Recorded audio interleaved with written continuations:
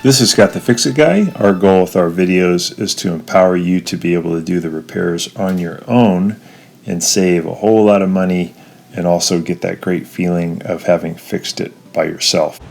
Today we have a Series 80 gas dryer made by Whirlpool that is not drying very well. It does heat up, but it just doesn't seem to dry the clothes well. So I have it turned on. I'm going to go and feel what's going on here at the dryer vent, and it should feel like a hair dryer coming out of there, but it feels pretty anemic, maybe about a quarter of normal. So I'm going to use my vent cleaning tool to see what's going on. And I have the dryer turned off, and I'm just seeing what could come out of there. So it's a pretty short run, but it looks like there's some little pieces of grass or hay in there. And my suspicion is that maybe a sparrow or a small bird has made their nest inside there, which does occur, and it can really jam up your dryer, and then your dryer won't dry very well. So I'm seeing more evidence of that now, more of this straw material. I think this is an older nest. I don't think there's any birds living there now, but yeah, quite a bit of nesting material, and that's what was really causing the dryer to not perform really well. So between the dryer and the exit part of the vent is only about a foot, but that was enough to clog it up. So I'm going to check a little bit more here too. So I'm going to remove this bottom panel by just prying it off here. I'm going to remove this little tube, and I'm going to take the ducting off that holds the filter. So I took the filter out, take out these two screws, and then this ducting, I can just pull it down and get it out. I want to make sure it's really clean. So there's a lot of lint in there, a lot of accumulated lint. So I'm going to clean up this area a little bit. I'm just using a nylon brush. You can use an old toothbrush would work.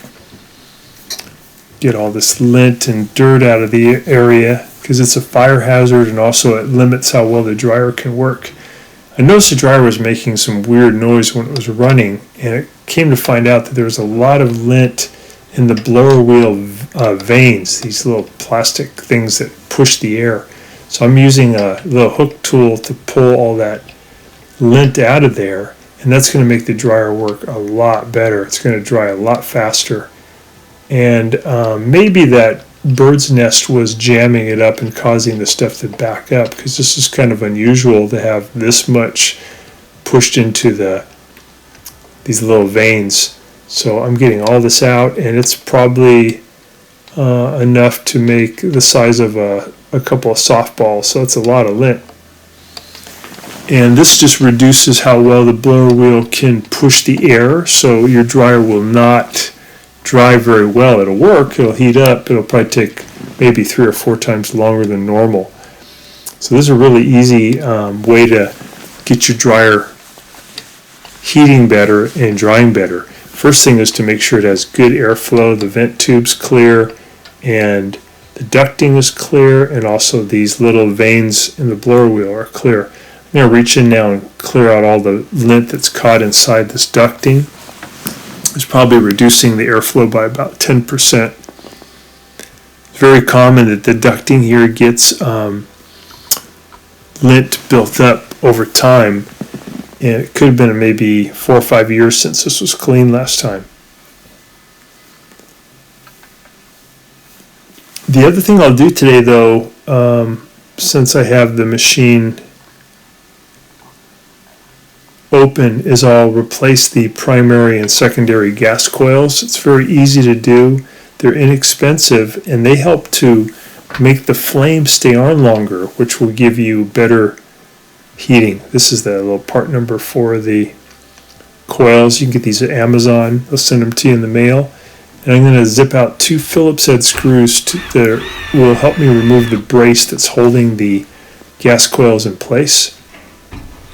One there and one there. I'm using this special DeWalt angle tool to get into this tight spot. You could also use a small stubby Phillips head screwdriver would do the trick too. I'm going to pull the bracket off, and then I can pull the gas coils right off of the stem. There's the bigger one, there's the skinnier one. There's also this little metal piece. Got to make sure that goes on the post closest to you.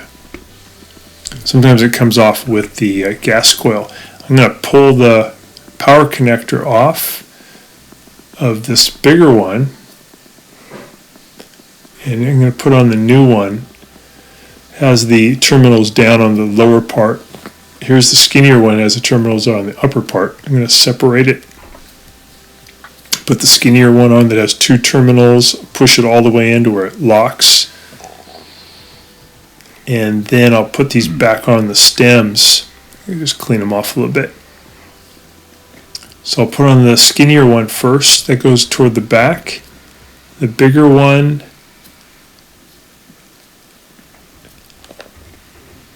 I'll put on last, that goes a little closer to me. The wires are going to go out toward my right. Then I'll put on the bracket that holds it. And they have little plastic tabs that fit into the bracket at the top to help index it, to keep the coils in the right position. I'm just adding those 2 Phillips head screws back in. I'm going to get them nice and tight. So these things, when they're energized, they lift up on a pin and allow the gas to flow, and they keep the heat on longer. When they get worn out, the flame goes out too fast, too soon.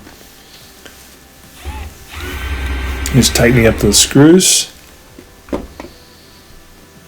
I'm going to put this cowling back in at the bottom first, and then I'll push it up toward the filter housing, and then I'll add the 2 1/4-inch screws to hold it into position. One here in the upper right of the ducting, and then the other in the upper left.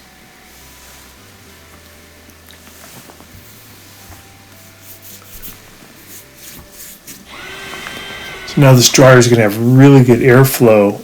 It's the main thing that's going to help it. And also the gas coils will keep the flame on longer. So this is going to be much more efficient. Go ahead and close that. And I'm going to go out and just feel what the volume's like now. It's running, yeah, nice and strong like a hairdryer. Perfect. So thanks so much for watching, and please subscribe when you get a chance so we can send you a lot more videos on how to repair appliances. Thanks again.